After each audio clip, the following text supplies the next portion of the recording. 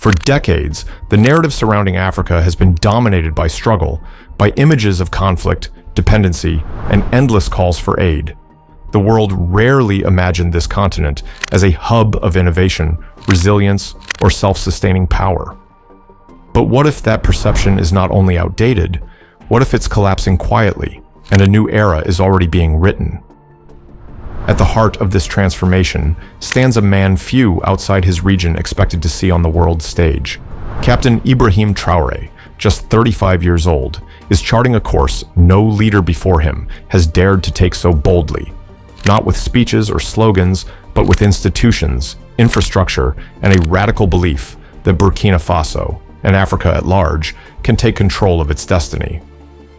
This isn't fiction. This isn't another political fairy tale.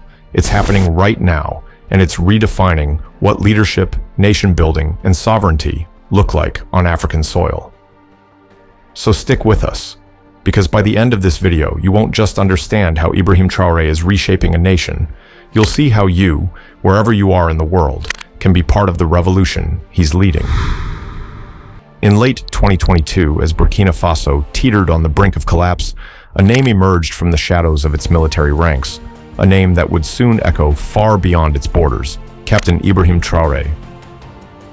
At just 34, he wasn't a seasoned politician, nor a billionaire backer with global connections. He was a soldier, young, unyielding, and driven by a vision. And in a nation battered by insecurity, political infighting, and foreign exploitation, that vision was exactly what many had lost hope in: sovereignty. Burkina Faso, like many African nations, had grown accustomed to leadership shaped by compromise, too often influenced, if not outright controlled, by international interests. From foreign-funded programs with strings attached to multinational corporations siphoning resources with little return for the local people, the story was familiar, predictable, and devastating. But Traoré didn't follow the script. His rise to power came during a time of upheaval. With jihadist groups tightening their grip on large parts of the country, public confidence in the previous regime had evaporated. Corruption ran deep, basic services were crumbling, and disillusionment filled the air. Many expected another military leader who would seize power, make grand declarations, and eventually fold under pressure from foreign stakeholders or internal power struggles. But that's not what happened. Within weeks of assuming leadership, Traoré began to lay out something startling: a blueprint for rebuilding Burkina Faso from the inside out. He wasn't content to just stabilize the country or restore order. His mission was to construct a new foundation entirely, one based not on aid or dependency, but on self-determination, economic independence, technological sovereignty, intellectual and cultural revival. At the core of his philosophy was a bold but deeply resonant idea: African solutions to African problems. This wasn't just rhetoric. Traoré began actively rejecting the old systems that treated African nations like perpetual dependents. Instead of seeking validation from international institutions, he turned inward, to the land, the people, and the vast potential of the diaspora that had for generations lived disconnected from the continent's transformation. He launched state-supported agricultural initiatives that prioritized food security and local production. He backed industrial programs designed not for export profits alone, but for national resilience: pharmaceutical plants, tomato processing facilities, and tech hubs that addressed real domestic needs. And critically, he introduced the concept of digital sovereignty, moving away from foreign-controlled digital infrastructure and toward national control of data, communication, and online services. Each move signaled a quiet revolution, not one waged with weapons, but with ideas and infrastructure. Traoré wasn't merely trying to survive as a head of state. He was engineering a paradigm shift, and it didn't go unnoticed. For decades, Africa has been seen as a continent rich in resources, but poor in leadership. Foreign pundits often speak of potential, while simultaneously investing in policies that undermine that very potential. But Traoré refused to play that game.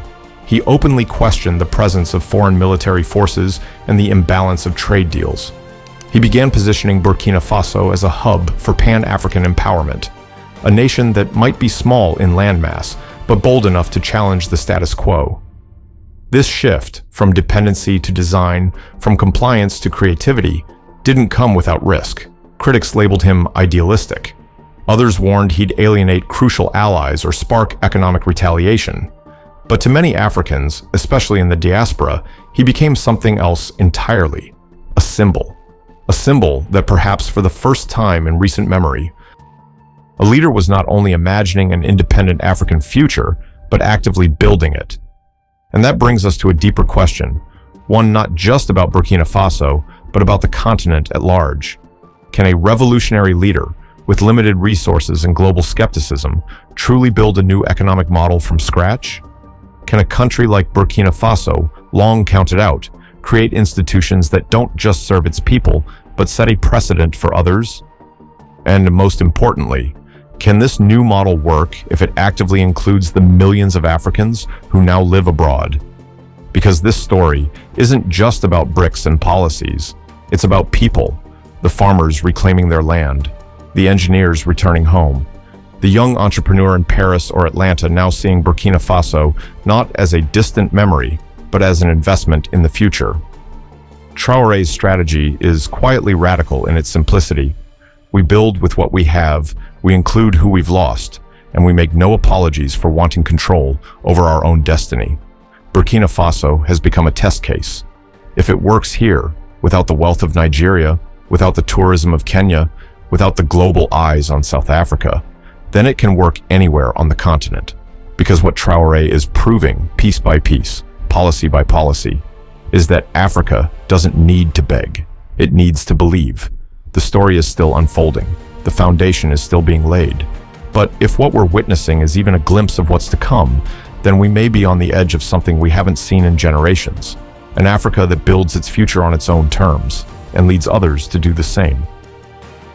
When Ibrahim Traoré unveiled his vision for Burkina Faso's transformation, it wasn't just about replacing one political regime with another.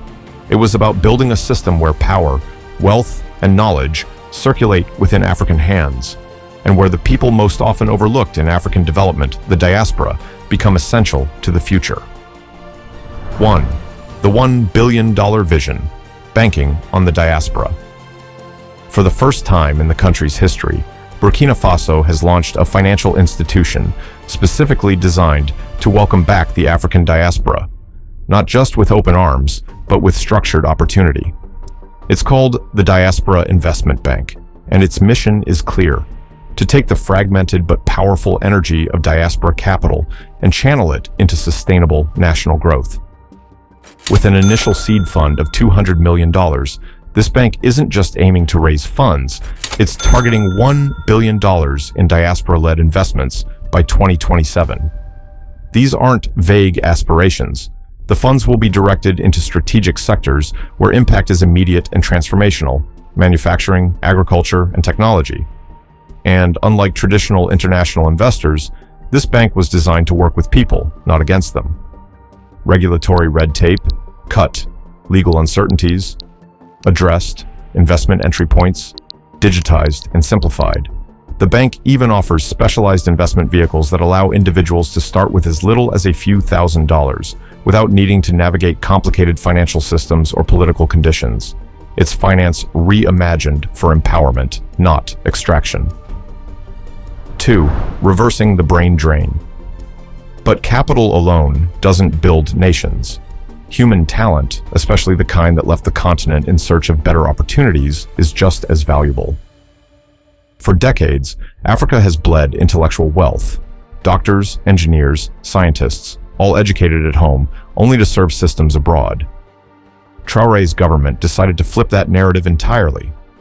Enter the Knowledge Repatriation Program, a flexible, scalable initiative that redefines what returning home means.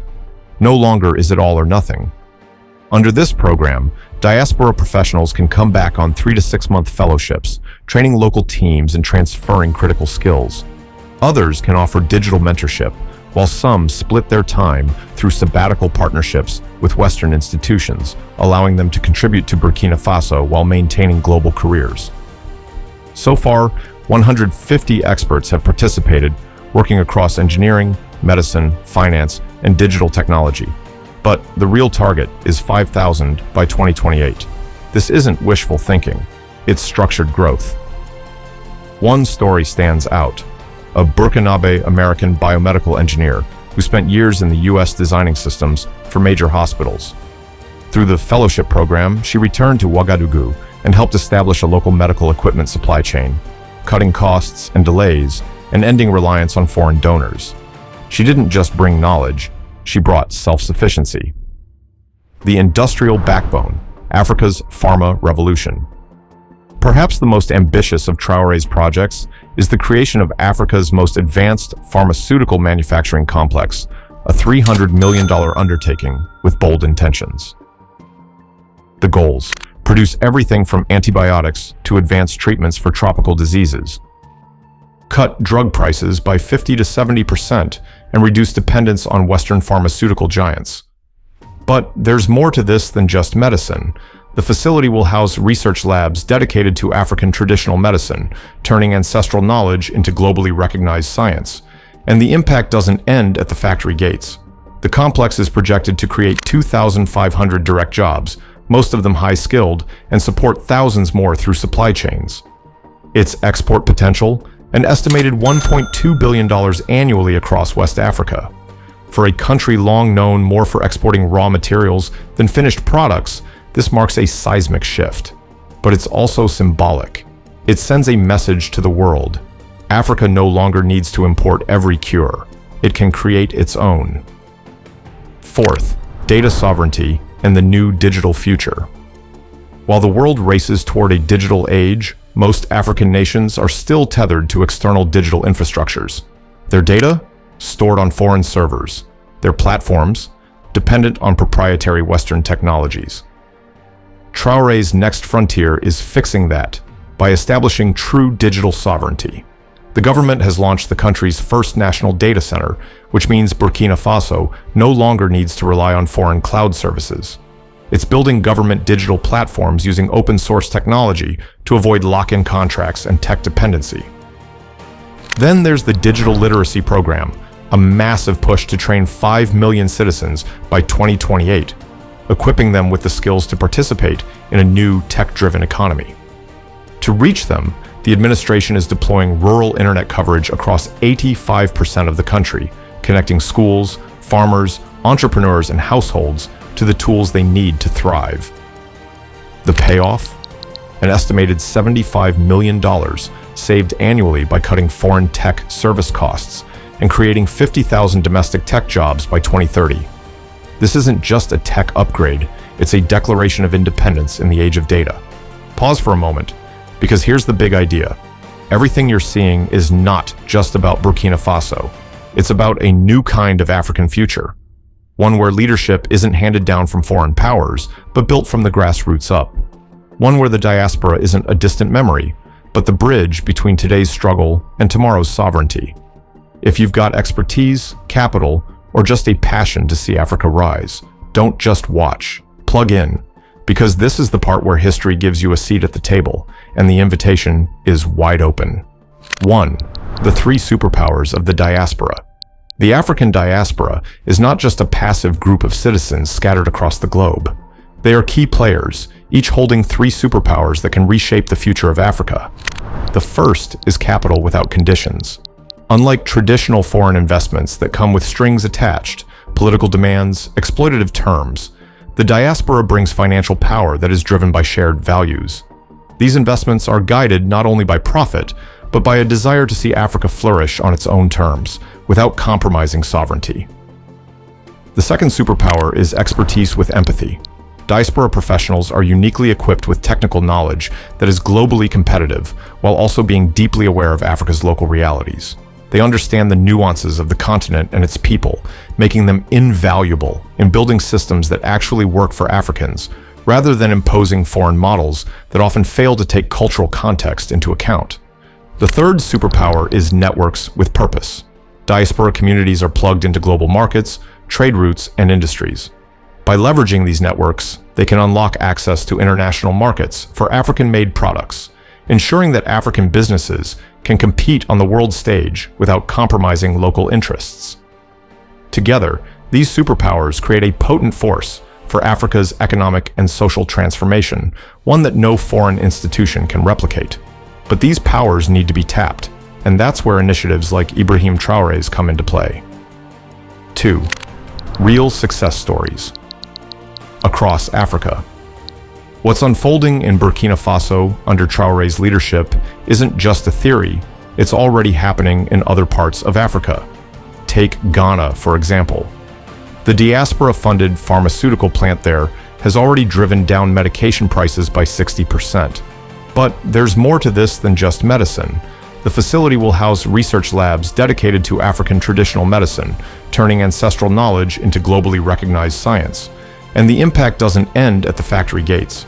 The complex is projected to create 2,500 direct jobs, most of them high-skilled, and support thousands more through supply chains. Its export potential, an estimated $1.2 billion annually across West Africa. In Senegal, the diaspora helped fund $50 million in agri-processing ventures, similar to the initiatives Traoré is driving in Burkina Faso. In just 3 years, these investments tripled the country's agricultural exports. This is a clear example of how diaspora-backed industries can create lasting economic growth and self-sufficiency. Burkina Faso is now following in the footsteps of these nations. The foundation has already been laid with Traoré's strategic moves. And as the diaspora continues to engage, the possibilities become even more expansive. 5 ways the diaspora can join. Now. So, how can the diaspora get involved? There are 5 powerful ways the global African community can contribute to Burkina Faso's transformation. Investment. Thanks to the creation of the Diaspora Investment Bank, individuals can now invest as little as $5,000 in vetted local projects across sectors like manufacturing, agriculture, and technology. The bank's streamlined processes and specialized investment vehicles make it easier than ever to direct funds into initiatives that drive real change.